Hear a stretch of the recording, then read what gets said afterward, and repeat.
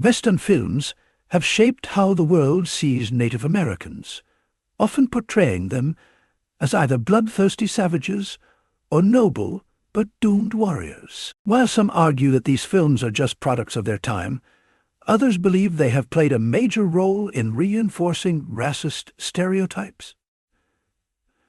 So, are Western movies inherently racist, or do they simply reflect the attitudes of the past? For decades, Hollywood Westerns depicted Native Americans as obstacles to progress, standing in the way of white settlers. Films like Stagecoach, 1939, and The Searchers, 1956, often showed Native characters as faceless enemies, attacking innocent pioneers without cause. This one-dimensional portrayal justified violence against indigenous people, reinforcing the idea that manifest destiny, the belief that settlers had the right to take native land, was natural and justified. Another problem was the widespread use of redface, where white actors played native characters using exaggerated accents and stereotypes. Even major productions like The Lone Ranger,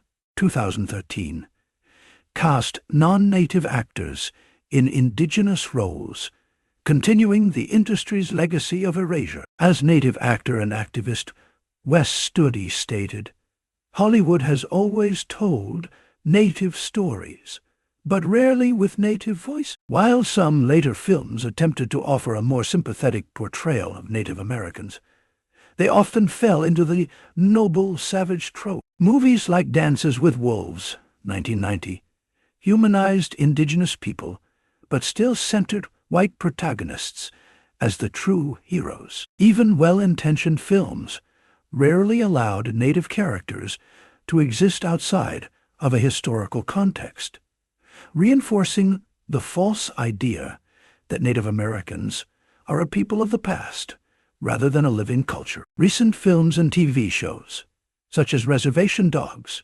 2021, and Killers of the Flower Moon, 2023, have worked to correct these stereotypes by telling native stories from an indigenous perspective. However, the impact of decades of racist Westerns still lingers in American pop culture. Many people's first exposure to Native history still comes from these outdated and inaccurate films.